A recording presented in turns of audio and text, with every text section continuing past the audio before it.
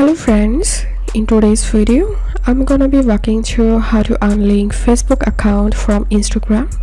But before getting started this video, make sure to subscribe 5-minute solution. So first of all, open your Instagram profile and tap on this three line icon to the top right corner. Tap on settings, scroll down and tap on account center.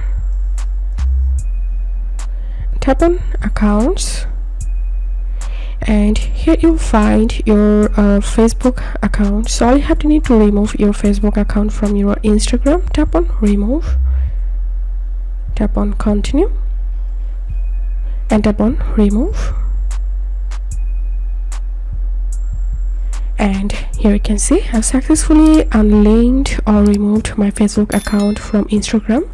If this video helped you, give a thumbs up and please consider subscribe to 5-minute solution. Thank you for watching.